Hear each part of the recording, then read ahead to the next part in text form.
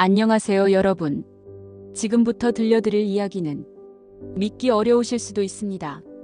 82세 할머니가 요양원에서 2년간 비밀리에 촬영한 영상 때문에 전국 50여 곳의 요양원이 폐업하고 국회에서 법까지 바뀌었다는 이야기입니다. 그 주인공이 바로 저 박영자입니다. 2년 전만 해도 저는 그냥 평범한 80세 할머니였어요. 자식들 말 잘 듣고 조용히 살던 그런 할머니였죠. 그런데 지금은 어떨까요? 유튜브 구독자 120만 명, 국정감사 증인으로 국회 출석, 심지어 MBC 다큐멘터리 주인공까지 되었어요. 어떻게 이런 일이 가능했을까요? 혹시 요양원에 계신 부모님이나 조부모님이 있으신 분들은 오늘 이 영상을 끝까지 꼭 봐주세요. 여러분이 모르는 충격적인 진실이 숨어 있을지도 모르거든요. 그리고 나이가 들어 무력감을 느끼시는 분들, 포기하지 마세요. 80세에도 인생 역전이 가능하다는 걸 오늘 제가 증명해 보겠습니다. 오늘 이 이야기는 복수 이야기입니다. 하지만 단순한 복수가 아니라 정의를 실현한 복수 이야기예요. 그럼 시작해 볼까요? 제 인생을 완전히 바꾼 그 충격적인 2년간의 이야기를 말이에요. 먼저 제 이야기를 해드려야겠어요. 저는 1941년생, 올해 82세입니다. 경상북도 안동에서 태어나서 6남매 중 막내딸로 자랐어요. 어릴 때는 정말 가난했어요. 보릿고개라는 말을 아시나요? 봄이 되면 쌀이 떨어져서 보리로 연명하던 시절 말이에요. 저희 집도 그랬어요. 아버지는 농사를 지으셨는데 워낙 가난해서 형들은 학교도 제대로 못 다녔어요. 다행히 저는 막내라 그나마 초등학교는 졸업할 수 있었죠. 그 당시 여자아이가 글을 배운다는 게 쉽지 않았거든요. 20세에 결혼했어요. 남편 박기철 씨를 만났죠. 그분도 농부였어요. 신혼살림은 정말 보잘것없었어요. 방 한 칸짜리 초가집에서 시작했죠. 하지만 행복했어요. 가난해도 사랑이 있었고 희망이 있었어요. 아이들이 하나둘 태어났어요. 첫째 민수, 둘째 영희, 셋째 수정. 새 아이를 키우느라 정신이 없었죠. 그때는 정말 힘들었어요. 밤낮으로 일했어요. 농사도 짓고 삭바느질도 하고 할 수 있는 일은 뭐든 했어요. 아이들 교육비 마련하려고요. 우리 아이들만큼은 배워서 가난을 벗어나게 해주자. 남편과 제가 늘 하던 말이었어요. 다행히 아이들이 공부를 잘했어요. 민수는 서울대를 나와서 대기업에 취직했고 영희는 간호사가 되었고 수정이는 교사가 되었어요. 그때가 제 인생에서 가장 뿌듯했던 순간이었어요. 50대, 60대는 정말 행복한 시절이었어요. 아이들이 모두 자립하고 손주들도 하나둘 태어나기 시작했어요. 특히 민수가 결혼해서 낳은 첫 손자 지훈이 정말 예뻤어요. 할머니 하면서 달려와 안기던 그 아이가 그렇게 사랑스러울 수가 없었어요.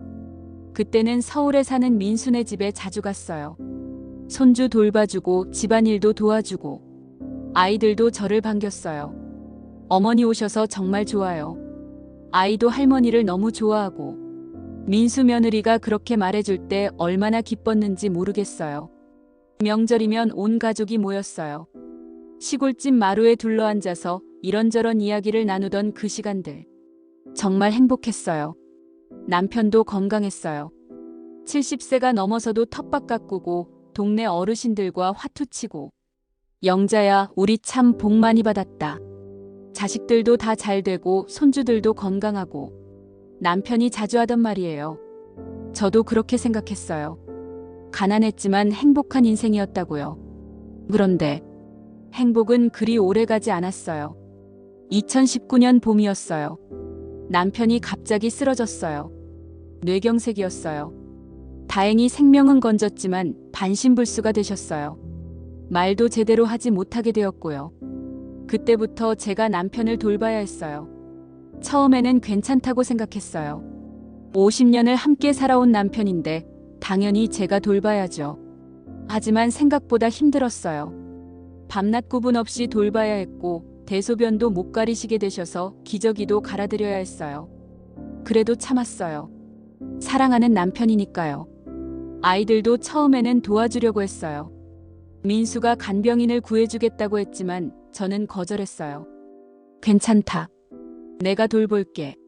남이 우리 아버지를 어떻게 정성스럽게 돌보겠어. 2년을 그렇게 살았어요. 정말 힘들었어요. 잠도 제대로 못 자고 밥도 대충 먹고 제 건강도 점점 나빠졌어요. 그러던 2021년 겨울 남편이 세상을 떠났어요. 폐렴 합병증이었어요. 장례식장에서 저는 하루 종일 울었어요. 50년을 함께한 남편과의 이별. 그 슬픔은 표현할 수가 없었어요. 이제 혼자구나. 그 생각만 들었어요. 남편이 돌아가시고 나니 집이 정말 조용했어요. 시골집에 혼자 있으니 모든 게 쓸쓸했어요. 아이들은 처음에는 자주 안부를 물어봤어요. 어머니 잘 지내세요? 불편한 거 없어요? 괜찮다. 걱정하지 마라. 늘 그렇게 대답했어요. 아이들 걱정시키기 싫어서요. 하지만 사실은 전혀 괜찮지 않았어요. 밤이 되면 무서웠어요.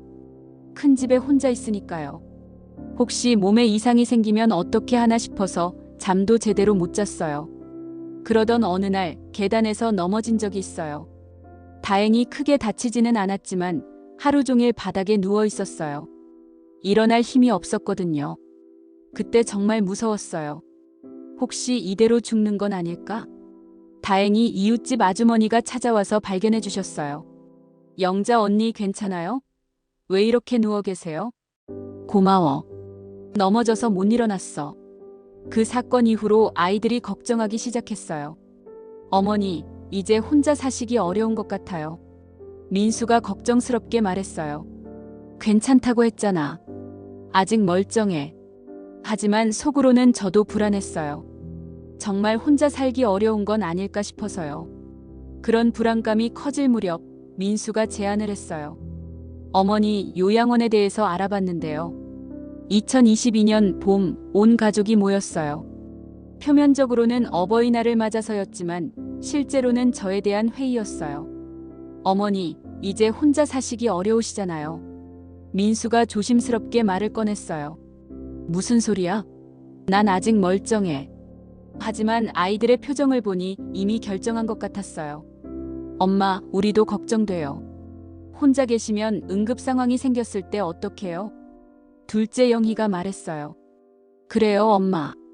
요즘 좋은 요양원 많다고 해요. 호텔 같다고. 막내 수정이도 거들었어요. 저는 화가 났어요. 너희들이 귀찮으니까 나를 요양원에 처박으려는 거지. 그런 게 아니에요, 어머니. 진짜 어머니를 위해서. 민수가 급하게 해명했어요. 좋은 곳이에요. 24시간 의료진이 상주하고 같은 연배분들과 어울릴 수 있고 그들은 이미 알아봤다고 했어요. 해피선셋 요양원이라는 곳이었어요. 팸플릿을 보여줬는데 정말 화려했어요. 마치 5성급 호텔 같았죠. 넓은 개인실, 맛있어 보이는 식사, 웃고 있는 어르신들, 친절해 보이는 직원들. 여기 월 비용이 300만 원인데 우리가 부담할게요. 그리고 정부 지원도 받을 수 있다고 해요. 아이들은 이미 다 계획을 세워놨어요. 저는 선택권이 없었어요. 정말 가기 싫어. 집이 좋아. 엄마, 일단 가보시고 적응 안 되시면 다시 생각해봐요. 결국 그렇게 결정되었어요. 2022년 5월 15일, 제가 해피선셋 요양원에 입소한 날이에요. 민수와 수정이가 함께 따라왔어요. 어머니, 걱정하지 마세요. 좋을 거예요. 하지만 요양원에 도착한 순간 저는 충격을 받았어요. 우선 냄새부터 달랐어요. 팸플릿에서는 느낄 수 없었던 냄새. 소독약 냄새와 뭔가 쾌쾌한 냄새가 섞여 있었어요. 로비도 팸플릿과 달랐어요. 훨씬 좁았고 낡았어요. 벽지는 곳곳이 뜯어져 있었고 바닥도 오래된 티가 났어요. 어서 오세요. 박영자 어르신이시죠? 요양보호사 김미경 씨가 인사했어요. 그런데 표정이 무뚝뚝했어요. 팸플릿의 친절한 모습과는 전혀 달랐죠. 따라오세요. 방부터 안내해 드릴게요. 제가 배정받은 곳은 4인실이었어요. 팸플릿에서는 개인실이라고 했는데요. 민수가 의아해했어요. 아, 개인실은 비용이 더 들어요. 4인실도 충분히 좋으세요. 김 씨가 퉁명스럽게 대답했어요. 방은 정말 좁았어요. 침대 4개가 빽빽하게 들어차 있었어요. 화장실은 하나뿐이었는데 냄새가 심했어요. 룸메이트들 소개해 드릴게요. 이미 3명의 할머니가 계셨어요. 김순자 할머니, 이말순 할머니, 박정희 할머니. 모두 80대 중반이셨어요. 인사를 나누려고 했는데 모두 무표정이었어요. 뭔가 기운이 없어 보였어요. 여기 규칙 설명해 드릴게요. 김 씨가 종이 한 장을 주며 말했어요. 아침 6시 기상, 저녁 8시 취침. 면회 시간은 주말 오후 2시부터 5시까지. 외출은 가족 동반 시에만 가능하고 사전 신청 필요해요. 그리고 김 씨가 목소리를 낮추며 말했어요. 말썽 부리지 마세요. 가족들도 처음에만 오고 나중에는 잘 안 와요. 미리 적응하세요. 그 말에 가슴이 서늘해졌어요. 민수와 수정이는 금방 떠났어요. 어머니 적응 잘하시고 다음 주에 또 올게요. 첫날 밤 저는 이불을 뒤집어 쓰고 울었어요. 다음 날 아침 6시 강제 기상이었어요. 일어나세요. 세면하러 가세요. 김 씨가 큰 소리로 깨웠어요. 잠이 더 왔지만 일어날 수밖에 없었어요. 세면장에 가니 찬물만 나왔어요. 따뜻한 물은 없나요? 아침에는 찬물로 하세요. 오후에 따뜻한 물 나와요. 수건도 축축했어요. 빨래를 제대로 안 말린 것 같았어요. 아침 7시 식당으로 이동했어요. 첫 아침 식사를 받아들고 깜짝 놀랐어요. 밥은 딱딱했고 국은 물 같았어요. 짠지 한 조각, 멸치볶음 조금이 반찬의 전부였어요. 이게 식사예요? 옆자리 김순자 할머니에게 물어봤어요. 처음에는 다들 그래요. 적응하셔야 해요. 불평하면 더 적게 줘요. 할머니가 작은 소리로 말씀해 주셨어요. 식사 후에는 할 일이 없었어요. 오전 시간에는 그저 복도 의자에 앉아 있거나 방에서 천장만 바라봐야 했어요. TV는 있었지만 채널 선택권이 없었어요. 직원들이 정해놓은 프로그램만 봐야 했죠. 점심도 아침과 마찬가지였어요. 밥, 된장국, 김치, 계란찜 조금. 이게 전부였어요. 양도 적었어요. 배가 고팠지만 더 달라고 할 수도 없는 분위기였어요. 오후에는 잠깐 산책 시간이 있었어요. 마당을 한 바퀴 도는 게 전부였는데 그나마도 15분뿐이었어요. 더 걷고 싶어요. 안 돼요. 시간 정해져 있어요. 저녁 6시 또 비슷한 식사였어요. 그리고 8시가 되면 강제로 방에 들어가야 했어요. 아직 해도 지지 않았는데 말이에요. 왜 이렇게 일찍 들어가야 해요? 규칙이에요. 조용히 하세요. 방에서는 더 할 일이 없었어요. 핸드폰도 밤 8시 이후에는 사용 금지였어요. 첫날 밤 저는 이불을 뒤집어 쓰고 또 울었어요. 내가 뭘 잘못했길래 이런 대우를 받아야 하지? 일주일이 지나면서 더 많은 문제들이 보이기 시작했어요. 우선 의료 서비스부터 문제였어요. 어느 날 밤 같은 방 이말순 할머니가 갑자기 가슴을 움켜쥐고 아파하셨어요. 간호사님, 간호사님. 저희가 불렀지만 아무도 오지 않았어요. 한참 후에 야간 당직자가 왔는데 간호사가 아니라 단순 관리인이었어요. 뭐가 문제예요? 할머니가 가슴이 아프다고 하세요. 아, 그냥 소화불량일 거예요. 아침에 의사 선생님 오시면 보세요. 그렇게 말하고는 가버렸어요. 다행히 할머니는 괜찮아지셨지만 만약 정말 심각한 상황이었다면 어떻게 되었을까요? 24시간 의료진 상주라고 했는데 실제로는 야간에는 의료진이 없었어요. 식사 문제도 심각했어요. 어느 날은 밥에서 이상한 냄새가 났어요. 상한 것 같았어요. 이 밥 상한 것 같은데요? 그런 거 아니에요. 그냥 드세요. 김 씨가 화를 냈어요. 하지만 정말 상했던 것 같아요. 그날 밤 배탈 난 할머니들이 여러 명 계셨거든요. 또 어떤 날은 반찬이 이틀째 똑같은 거였어요. 어제도 이 반찬이었는데요. 어르신들 기억력이 안 좋아서 그래요. 다른 거예요. 거짓말이었어요. 명백히 같은 반찬이었어요. 직원들의 태도도 점점 나빠졌어요. 처음에는 그래도 인사는 했는데 시간이 지날수록 우리를 무시하기 시작했어요. 저 이거 좀 도와주세요. 바빠요. 나중에요. 나중에는 오지 않았어요. 특히 화가 났던 건 우리를 어린아이 취급하는 거였어요. 할머니들 말 잘 들어야 해요. 이것도 못해요? 나이 드니까 그래요. 우리를 완전히 무능력한 존재로 취급했어요. 그러던 어느 날 결정적인 사건이 일어났어요. 박정희 할머니가 화장실에서 넘어지셨어요. 도와주세요. 할머니가 넘어지셨어요. 저희가 불렀지만 한참 후에야 직원이 왔어요. 아이고, 왜 혼자 가려고 했어요? 할머니는 피를 흘리고 있었는데 제대로 된 응급처치도 받지 못하셨어요. 병원에 가야 하는 거 아니에요? 괜찮아요. 소독만 하면 돼요. 결국 할머니는 며칠 후에 가족들이 와서야 병원에 가실 수 있었어요. 그때 깨달았어요. 우리는 여기서 사람 취급을 받지 못하고 있다는 걸. 처음 한 달은 아이들이 일주일에 한 번씩 왔어요. 어머니 잘 지내세요? 불편한 거 없어요?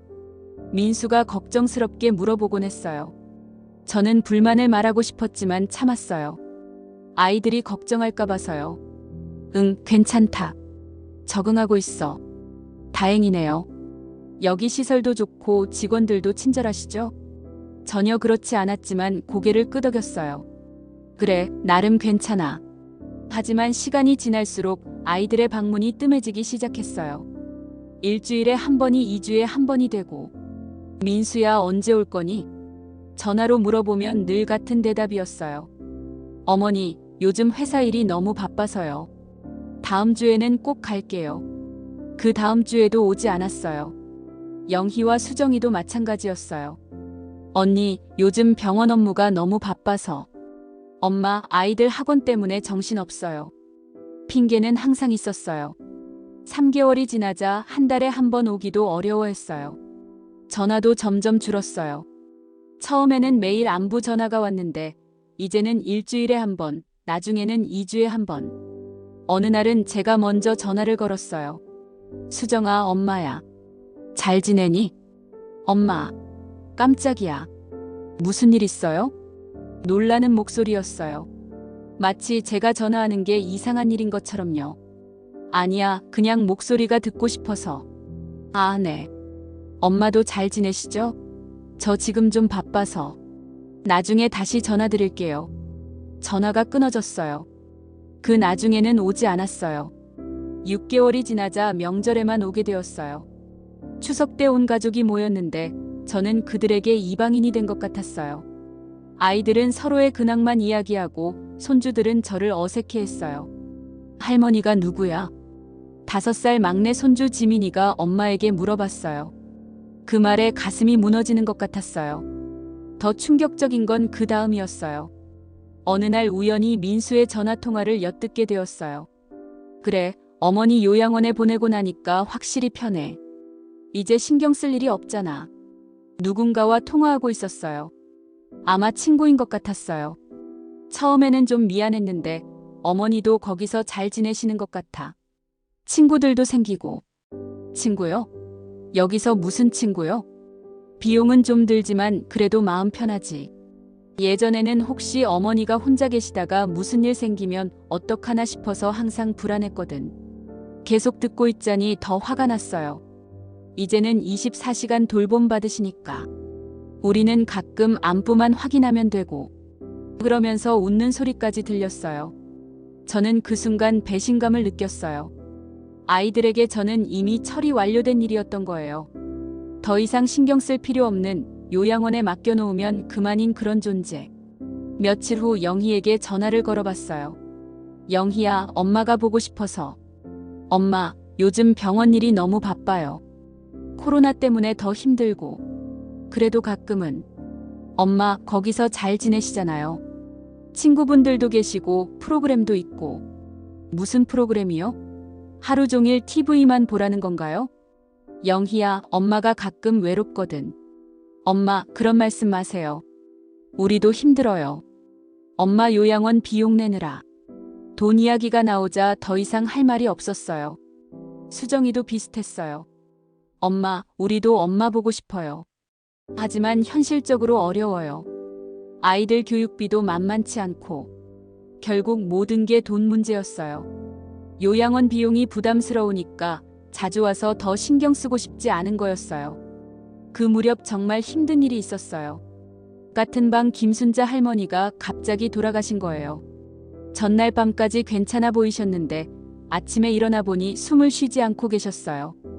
간호사님, 큰일 났어요. 저희가 불렀지만 이미 늦었어요. 장례식장에서 순자 할머니의 가족들을 봤어요. 아들, 딸들이 와서 통곡했어요. 엄마, 죄송해요. 더 자주 오지 못해서. 엄마 사랑한다고 말씀 못 드려서.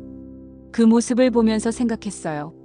내가 죽으면 우리 아이들도 저렇게 후회할까? 하지만 그들은 이미 저를 잊고 살아가는 것 같았어요. 순자 할머니가 돌아가신 후 새로운 할머니가 들어오셨어요.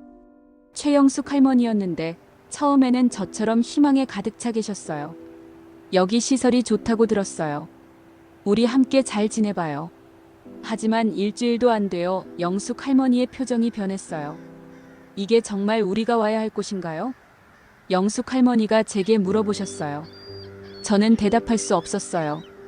그러던 어느 날 정말 충격적인 장면을 목격했어요.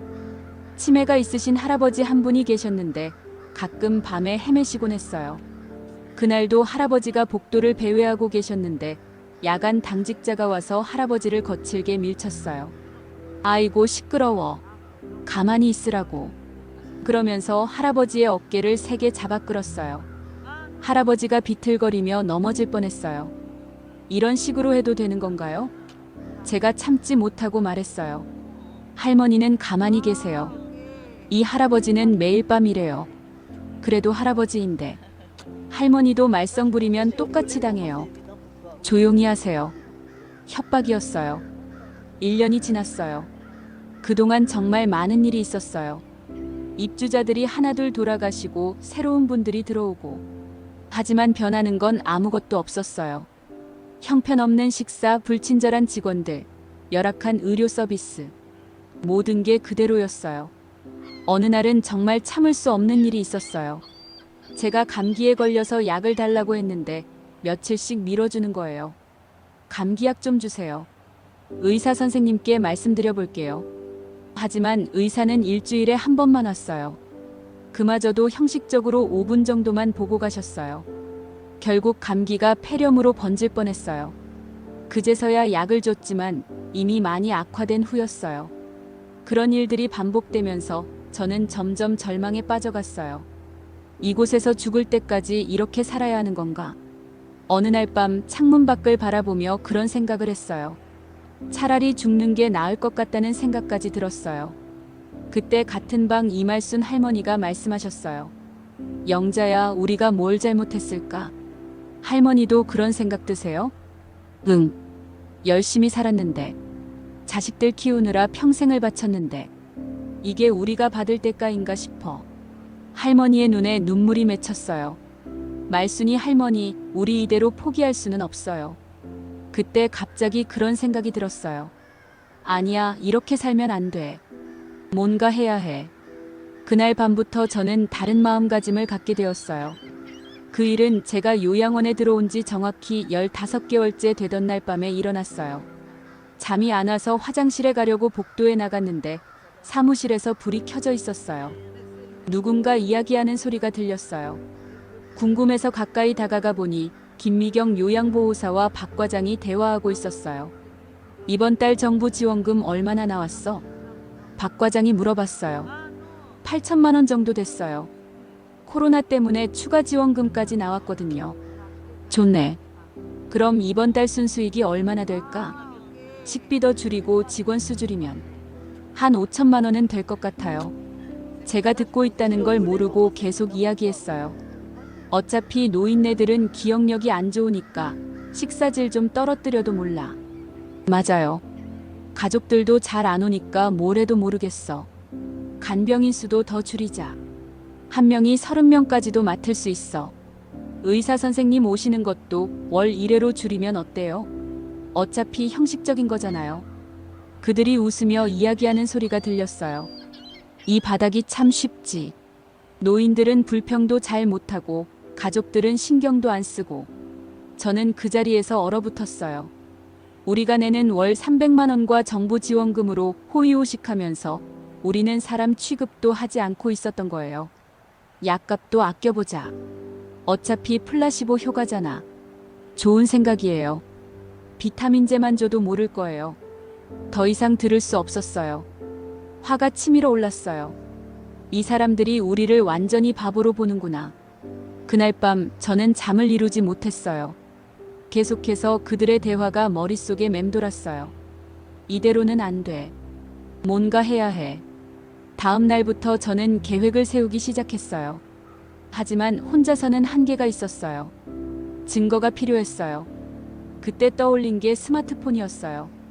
민수가 응급 상황을 위해 사준 폰이 있었는데 저는 전화 받는 것 말고는 사용법을 몰랐어요. 마침 매주 화요일마다 대학생 자원봉사자들이 왔어요. 그 중에 김지혜라는 친절한 학생이 있었어요. 지혜야, 할머니가 부탁이 있는데. 네, 할머니. 뭐든 말씀하세요. 이 폰으로 사진이나 동영상을 찍을 수 있니? 지혜는 의아해했지만 친절하게 가르쳐줬어요. 물론이죠. 가르쳐 드릴게요. 여기 카메라 버튼을 누르시면 돼요. 이렇게요? 네, 잘하세요. 이제 동영상 촬영도 해볼까요? 지혜는 정말 친절했어요. 80세 할머니가 스마트폰을 배우려고 해도 이상하게 생각하지 않았어요. 할머니, 혹시 유튜브라고 아세요? 유튜브? 그게 뭐니? 인터넷에서 동영상을 올리는 곳이에요. 누구나 자유롭게 올릴 수 있어요. 정말? 나도 할 수 있을까? 당연하죠. 가르쳐 드릴게요. 그렇게 저는 80세에 유튜브를 배우기 시작했어요. 처음에는 정말 어려웠어요. 버튼 하나 누르는 것도 힘들었죠. 하지만 복수를 위해서라면 뭐든 할 수 있었어요. 지혜는 매주 와서 조금씩 가르쳐 줬어요. 동영상 촬영하는 법, 편집하는 법, 유튜브에 업로드하는 법. 할머니, 정말 빨리 배우세요. 보통 어르신들은 이런 거 어려워하시는데. 복수. 아니, 중요한 일이 있어서 그래. 지혜는 웃으며 말했어요. 할머니도 유튜버가 되시는 거네요. 한 달 후, 저는 기본적인 스마트폰 사용법을 익혔어요. 이제 본격적으로 증거 수집을 시작할 때였어요. 그날부터 저는 비밀리에 모든 것을 기록하기 시작했어요. 가장 먼저 촬영한 건 식사 장면이었어요. 오늘 아침 식사입니다. 작은 소리로 말하면서 휴대폰으로 촬영했어요. 딱딱한 밥, 맹물 같은 국, 짠지 한 조각. 이것이 월 300만 원짜리 식사입니다. 며칠 후에는 더 충격적인 장면을 촬영했어요. 상한 반찬을 그대로 내주는 모습이었어요. 이 김치에서 이상한 냄새가 나요. 다른 할머니가 말씀하셨는데. 그런 거 아니에요. 그냥 드세요. 김미경 씨가 화를 냈어요. 모든 걸 촬영했어요. 특히 충격적이었던 건 의료 서비스 관련 장면이었어요. 어느 날 밤 최영숙 할머니가 갑자기 호흡곤란을 일으키셨어요. 간호사님, 응급 상황이에요. 하지만 30분을 기다려도 의료진은 오지 않았어요. 결국 119를 부르는 소동이 벌어졌어요. 그 모든 과정을 저는 촬영했어요. 지금 밤 11시입니다. 할머니가 응급 상황인데 의료진이 없어요. 24시간 의료진 상주라고 하셨는데 말이죠. 가장 충격적이었던 건 직원들의 폭언과 폭행 장면이었어요. 치매가 있으신 이철수 할아버지가 밤에 또 헤매고 계셨어요. 야간 당직자가 와서 할아버지를 거칠게 다뤘어요. 또 나왔어? 시끄럽게. 그러면서 할아버지의 팔을 세게 잡아 끌었어요. 할아버지가 아프다고 하셨지만 무시했어요. 가만히 있으라고. 매일 밤 이런 식으로 하면 어떡해. 그러면서 할아버지를 밀쳤어요. 할아버지가 벽에 부딪혔어요. 그 순간을 저는 놓치지 않고 촬영했어요. 한 달 동안 30개가 넘는 영상을 모았어요. 하지만 혼자서는 한계가 있었어요.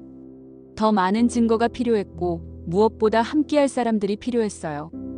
가장 먼저 같은 방 이말순 할머니에게 털어놨어요. 말순이 언니, 우리가 이런 대접받을 이유 없어요. 영자야, 그래도 어쩌겠어. 나이 먹은 게 죄지 뭐. 아니에요, 언니. 우리도 사람이에요. 존중받을 권리가 있어요. 제가 촬영한 영상들을 보여드렸어요. 이것 봐요. 우리가 당하는 일들을 제가 다 기록했어요. 말순이 할머니는 깜짝 놀라셨어요. 영자야, 이런 걸 어떡해. 80세에 유튜브를 배웠어요. 유튜브가 뭐야? 설명해드리니 할머니도 관심을 보이셨어요. 그럼 우리도 뭔가 할 수 있다는 거야? 네, 함께하면 세상을 바꿀 수 있어요. 처음에는 회의적이던 말순이 언니도 점차 저의 말에 동조하기 시작했어요. 그 다음은 옆방의 김철수 할아버지였어요. 할아버지, 우리 함께 이 상황을 바꿔봐요. 영자씨, 우리가 뭘 할 수 있겠어? 힘도 없고 돈도 없는데. 할아버지, 우리에게는 진실이 있어요. 그리고 정의감도 있고요. 철수 할아버지는 젊었을 때 교사셨다고 하더라고요. 교육자셨잖아요. 이런 불의를 그냥 넘길 수 없으시죠?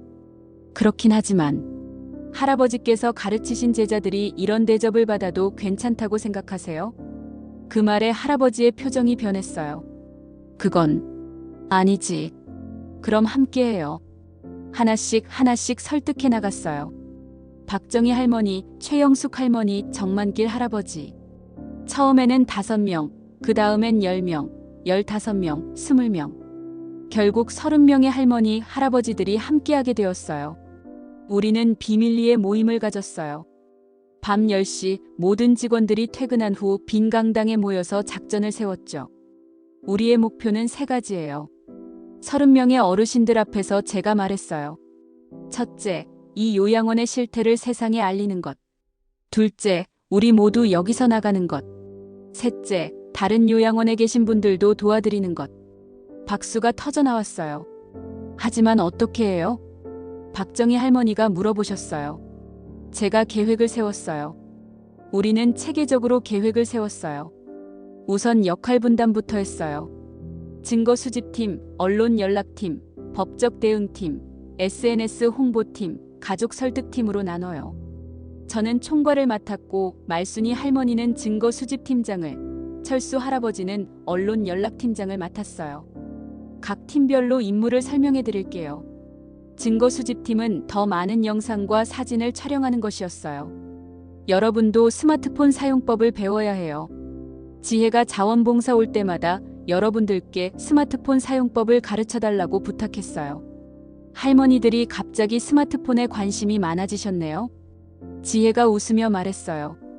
요즘 시대에 맞춰 살려면 배워야지. 언론 연락팀은 모든 방송사와 신문사의 연락처를 확보하는 일을 맡았어요. 철수 할아버지가 예전 제자 중에 기자가 된 분이 있다고 하셨어요. 그분을 통해서 다른 기자들 연락처도 얻을 수 있을 거야. 법적 대응팀은 변호사 연락처와 관련 법규를 알아보는 일을 맡았어요. 정만길 할아버지가 예전에 공무원이셨던 경험을 살려서 맡아주셨어요. SNS 홍보팀은 유튜브 채널 운영과 다른 SNS 활용을 담당했어요. 가족 설득팀은 각자의 가족들을 설득해서 지지를 얻어내는 일을 맡았어요. D-Day는 2023년 4월 15일로 정했어요.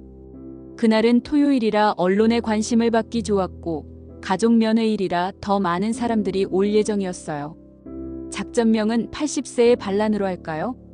제가 제안했더니 모든 분들이 박수를 치셨어요. 우리는 연락할 언론사 리스트를 작성했어요. KBS, MBC, SBS, YTN, JTBC, 채널A, TV조선, MBN. 주요 방송사는 물론이고 신문사, 인터넷 매체까지 50여 곳을 정리했어요. 또한 시민단체, 인권위원회, 국회의원실, 지방자치단체까지 연락처를 확보했어요. 가장 중요한 건 유튜브 채널이었어요. 지혜의 도움으로 80세 영자 할머니의 진실 고발 채널을 만들었어요. 채널 소개에는 이렇게 써놨어요. 80세 할머니가 직접 폭로하는 요양원의 충격적 진실. 나이가 들어도 포기하지 않는 정의로운 삶을 보여드립니다. 모든 준비가 끝났어요. 이제 실행만 남았어요. 2023년 4월 15일 아침 5시. 평소보다 1시간 일찍 일어났어요. 가슴이 두근두근했어요. 80년을 살면서 이렇게 큰일을 벌이는 건 처음이었거든요. 하지만 두렵지 않았어요. 분노가 더 컸거든요. 영자야, 준비됐어? 말순이 할머니가 조용히 물어보셨어요. 응, 드디어 이날이 왔네. 우리는 5시 30분에 강당에 모였어요. 30명 모두 긴장한 표정이었지만 눈빛만은 확고했어요. 여러분, 오늘이 바로 그날입니다. 제가 마지막으로 말했어요. 80년을 살아오면서 이런 모욕을 받을 줄은 몰랐어요. 하지만 오늘 우리가 바로잡겠습니다. 우리 아이들에게 부끄럽지 않은 할머니, 할아버지가 됩시다. 파이팅! 모두의 목소리가 하나가 되었어요. 작전은 오전 8시부터 시작될 예정이었어요. 첫 번째 단계는 언론 연락이었어요. 철수 할아버지가 KBS에 가장 먼저 전화를 걸었어요. 여보세요. 저는 해피선셋 요양원에 있는 김철수라고 합니다. 82세 할아버지가 직접 폭로하는 충격적인 요양원 실태에 대해 제보하고 싶습니다. 기자가 관심을 보였어요. 어떤 내용인지 간단히 말씀해 주시겠어요? 2년간 비밀리에 촬영한 영상이 있습니다. 상한 음식 제공, 직원들의 폭행, 의료진 부재, 정부 지원금 횡령까지 모든 게 담겨 있어요. 정말이신가요? 그럼 지금 당장 취재진을 보내겠습니다. 첫 번째 성공이었어요. 이어서 저는 MBC에 전화했어요. 안녕하세요. 저는 박영자, 82세 할머니입니다. 오늘 요양원의 실태를 폭로하려고 해요. 할머니께서 직접 전화를 주셨다고요? 기자가 놀란 것 같았어요. 네, 저희가 30명이나 함께하고 있어요. 모두 80세 넘은 할머니, 할아버지들이요. 그럼 지금 바로 갈게요. 오전 9시 드디어 유튜브 생방송을 시작했어요. 지혜가 미리 가르쳐준 대로 핸드폰으로 생방송을 켰어요. 안녕하세요, 여러분. 저는 82세 박영자입니다. 처음에는 시청자가 몇 명 없었어요. 하지만 곧 숫자가 올라가기 시작했어요.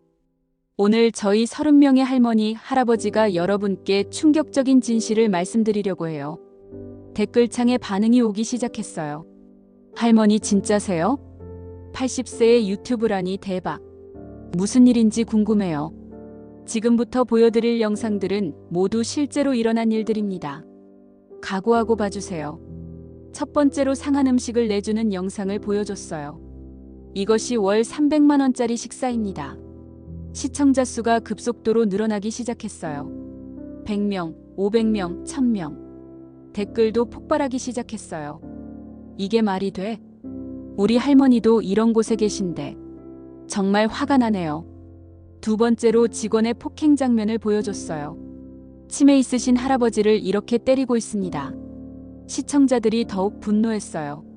신고해야 해요. 이건 범죄잖아요. 할머니 용기 대단하세요. 세 번째로는 의료진이 없는 응급 상황을 보여줬어요. 24시간 의료진 상주라고 했는데 실제로는 야간에 아무도 없어요. 시청자 수가 5,000명을 넘었어요. 저희는 이런 곳에서 2년을 살았습니다. 더 이상 참을 수 없어요. 오전 10시쯤 첫 번째 방송사 취재진이 도착했어요. YTN 기자와 카메라맨이었어요. 박영자 할머니시죠? 전화로 연락 주셨던. 네, 맞아요. 기다리고 있었어요. 요양원 측에서는 완전히 당황했어요. 박 과장이 급하게 나와서 말렸어요. 어르신들, 이러시면 안 됩니다. 조용히 해결해 봅시다. 조용히 해결요? 2년 동안 조용히 참았더니 더 심해졌어요. 제가 단호하게 말했어요. 지금까지 저희가 촬영한 모든 증거를 공개하겠습니다. 30분 후 KBS 취재진도 도착했어요. 그 다음엔 MBC, SBS까지. 점심시간이 되자 요양원 앞이 완전히 아수라장이 되었어요. 각 방송사 중계차들이 줄지어 서 있었고 기자들이 인터뷰를 요청했어요. 할머니, 어떻게 이런 용기를 내셨나요? 나이가 들었다고 해서 인간으로서의 존엄성을 포기할 수는 없잖아요. 구체적으로 어떤 피해를 당하셨나요? 상한 음식, 폭언과 폭행, 부실한 의료 서비스. 여기 있는 분들 모두 같은 피해를 당했어요. 다른 할머니, 할아버지들도 하나씩 증언하기 시작했어요. 약도 제대로 안 주고 아파도 무시해요. 가족이 와도 불평하면 보복당해요. 우리를 완전히 물건 취급해요. 유튜브 생방송 시청자는 이미 2만 명을 넘었어요. 댓글창이 완전히 폭발했어요. 오후 2시쯤 놀라운 일이 일어났어요. 보건복지부에서 긴급 점검팀을 파견한다는 연락이 왔어요. 복지부 점검팀이 오후 4시에 도착할 예정입니다. 기자가 알려줬어요. 또한 국회의원들도 움직이기 시작했어요. 국정감사에서 이 문제를 다루겠다는 의원들이 여러 명 있습니다. 정말이에요?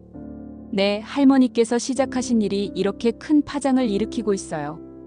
오후 3시 더 놀라운 소식이 들려왔어요. 전국 각지에서 비슷한 고발이 쏟아지기 시작한 거예요. 부산의 한 요양원에서도 입주자분들이 고발 영상을 올렸어요. 대구에서도 광주에서도 전국적으로 확산되고 있어요. 우리의 용기가 다른 분들에게도 전해진 거였어요. 유튜브 생방송 시청자는 5만 명을 돌파했어요. 언론에서는 80세 할머니의 용기 있는 고발이라며 실시간으로 보도하기 시작했어요. 오후 4시 복지부 점검팀이 도착했어요. 안녕하세요. 복지부 노인복지과 김 과장입니다. 저희가 제보한 내용들 확인하러 오신 건가요? 네, 철저히 조사하겠습니다. 점검팀은 우리가 촬영한 영상들을 보고 충격을 받았어요. 이건 정말 심각한 문제네요. 즉석에서 요양원 전체에 대한 긴급 점검이 시작되었어요. 복지부 점검 결과는 충격적이었어요. 우리가 고발한 모든 내용이 사실로 드러났어요. 식자재 관리 부실, 의료진 허위 배치, 정부 지원금 유용, 입주자 학대. 김 과장이 중간 발표를 했어요. 이 요양원은 즉시 운영정지 처분을 받게 됩니다. 요양원 원장 박모 씨는 그제서야 나타나서 사과했어요. 죄송합니다. 앞으로 개선하겠습니다. 하지만 이미 늦었어요. 개선이요? 2년 동안 우리가 얼마나 고통받았는지 아세요? 제가 화를 냈어요. 사과로 되는 일이 아니에요. 처벌받아야 해요. 그날 저녁 9시 뉴스에서 우리 이야기가 톱뉴스로 나왔어요. 82세 할머니가 시작한 요양원 고발, 전국 확산. 정부, 전국 요양원 긴급 점검 지시. 노인 인권, 이제는 바뀌어야. 우리 유튜브 영상은 그날 하루 만에 100만 뷰를 돌파했어요. 댓글도 5만 개가 넘었어요. 대부분이 응원 댓글이었어요. 할머니 정말 대단하세요. 용기에 감동받았습니다. 우리 부모님 요양원도 점검해달라. 80세에 이런 일을 하다니 존경스러워요. 그날 밤 늦게 민수에게서 전화가 왔어요. 어머니, 뉴스 봤어요. 그래, 봤구나. 어머니가 이런 일을 하실 줄은 몰랐어요. 너희들이 버려서 어쩔 수 없이 한 거야. 민수의 목소리가 떨렸어요. 어머니 정말 죄송해요. 저희가 너무 무관심했어요. 이제 와서 미안하다고 하면 뭘 하겠어. 하지만 속으로는 조금 시원했어요. 다음 날 아침 더 놀라운 소식들이 쏟아졌어요. 전국 17개 광역시도에서 총 73곳의 요양원에 대한 고발이 접수되었다는 거예요. 할머니가 시작하신 일이 전국을 뒤흔들고 있어요. 기자가 인터뷰에서 말했어요. 정말이에요? 다른 곳에서도? 네, 부산에서는 90세 할아버지가 직접 방송국에 오셨고, 대구에서는 할머니들이 연합해서 집단 고발하셨어요. 제 마음이 뿌듯했어요. 우리의 용기가 다른 분들에게도 전해진 거였으니까요. 그날 오후 시민들이 요양원 앞에서 시위를 시작했어요. 노인 학대 중단하라. 요양원 개혁하라. 할머니 파이팅. 젊은 사람들도 많이 왔어요. 저희 할머니도 요양원에 계세요. 혹시 비슷한 피해를 당하고 계실까봐 걱정돼요. 한 30대 남성이 말했어요. 할머니 덕분에 용기를 얻었어요. 저희도 확인해 보겠어요. 시위는 하루 종일 계속되었어요. 언론에서는 이를 실버 혁명이라고 명명하기 시작했어요. 80세 할머니가 시작한 실버 혁명. 노인도 권리가 있다. 나이는 숫자에 불과하다. 저녁 뉴스에서 정부의 공식 발표가 있었어요. 전국 모든 노인 요양시설에 대한 전면적 점검을 실시하겠습니다. 보건복지부 장관이 직접 발표했어요. 또한 노인 인권 보호를 위한 특별법 제정을 추진하겠습니다. 일주일 후 더욱 놀라운 일이 일어났어요. 국회 보건복지위원회에서 재계 증인으로 출석해달라고 요청한 거예요. 할머니 국회에서 증언해달라고 하네요. 기자가 전해줬어요. 국회요? 정말이에요? 네, 이번 사건의 핵심 증인으로 모셔가고 싶다고 하네요. 82세에 국회에 가다니. 꿈에도 생각 못한 일이었어요. 국정감사 당일 저는 정장을 차려입고 국회로 향했어요. 떨리세요? 기자가 물어봤어요. 떨리긴 해요. 하지만 해야 할 말은 다 하겠어요. 국회 본관에 들어서는 순간 정말 웅장했어요. 82년을 살면서 이런 곳에 올 줄이야. 박영자 증인 선서해 주십시오. 선서합니다. 저는 양심에 따라 숨김없이 말하고 진실만을 말할 것을 엄숙히 선서합니다. 국정감사가 시작되었어요. 증인께서는 82세의 고령에도 불구하고 이런 용기를 어떻게 내셨습니까? 야당 의원이 질문했어요. 나이가 들었다고 해서 부당한 대우를 받아야 한다는 법은 없습니다. 우리도 사람이에요. 구체적으로 어떤 피해를 당하셨는지 말씀해 주십시오. 제가 준비해간 자료를 보여드렸어요. 이 영상들을 보시면 알 수 있습니다. 상한 음식, 직원의 폭행, 의료진 부재. 모든 영상이 대형 스크린에 상영되었어요. 국회의원들이 충격을 받았어요. 이건 정말 심각한 문제네요. 여당 의원도 인정할 수밖에 없었어요. 정부는 이런 상황을 언제까지 방치할 건가요? 즉시 대책을 마련하겠습니다. 복지부 장관이 답변했어요. 제가 마지막으로 말했어요. 저는 82세입니다. 남은 시간이 많지 않아요. 하지만 제가 겪은 일이 다른 분들에게는 일어나지 않았으면 좋겠어요. 우리 모두 존엄한 존재입니다. 국정감사장에서 박수가 터져 나왔어요. 국정감사 이후 놀라운 변화들이 일어나기 시작했어요. 먼저 해피선셋 요양원이 완전히 폐업했어요. 원장과 관리자들은 업무상과실치상, 사기, 횡령 등의 혐의로 구속되었어요. 박영자 할머니 덕분에 정의가 실현되었다고 검찰이 발표했어요. 더 놀라운 건 우리 입주자들이 손해배상까지 받게 된 거예요. 1인당 500만 원씩 배상하라는 법원 판결이 나왔어요. 하지만 제게는 돈보다 더 중요한 게 있었어요. 전국적으로 요양원 개혁이 시작된 거였어요. 정부는 노인인권보호법을 제정했어요. 주요 내용은 이랬어요. 요양원 입주자의 권리 명문화, 24시간 의료진 상주 의무화, 식사 및 프로그램 질적 기준 강화, 입주자 고발 시 보복 금지, 정기적인 인권 교육 의무화. 이 법은 박영자법이라고 불러도 될 것 같아요. 한 국회의원이 농담 반 진담 반으로 말했어요.